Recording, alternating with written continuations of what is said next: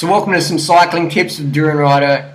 Question is, Harley, how do you prevent your bike being stolen? Well, first one is never leave your bike, which you can't obviously ever do, but okay, so realistically, you're locking your bike up, you're riding your bike into town, you're leaving it all day while you go to work.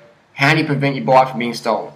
First thing, you want to have insurance, because if your bike gets stolen, then if you can afford to lose your bike, then don't have insurance. But if you really don't want to have to fork out extra couple of grand or whatever your bike costs, then get insurance.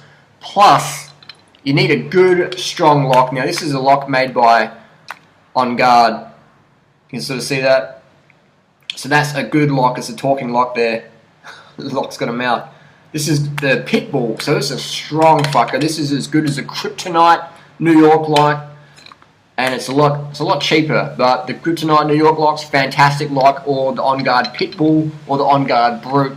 And there's some other good locks out there like Avis. Just look up tough locks. Now this lock is heavy, and this lock, acts as a hammer as well in the car windscreen. But we won't get into that. But seriously though, it's a good lock. It comes with 5 keys, and it has a little light thing on there. So if you're looking for your keys at night time, it comes with 5 spare keys. You can get combo locks as well, which I do recommend. I do not recommend the fucking iPod lock.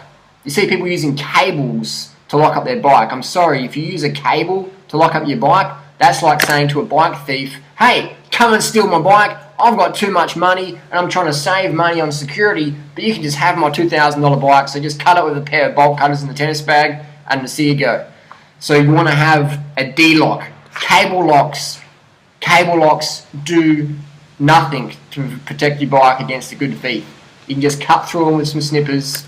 So the cable lock might look like an iPod thing. It might look like a 1-inch cable. They cut through. Hacksaw, zzz, 10 seconds done. You need a strong lock. If someone wants your bike, they'll get your bike. So that's where insurance is the best plan. But to save 99% of bike theft, invest in a good D-lock. Now, where do you want to lock your bike up? So that's called the seat tube there. That's why you want to lock your bike around the seat tube, and take your front wheel to work with you, or take your front wheel off and lock it at the back. Or have 2 D-locks and really prevent the bike theft. And just leave them there overnight.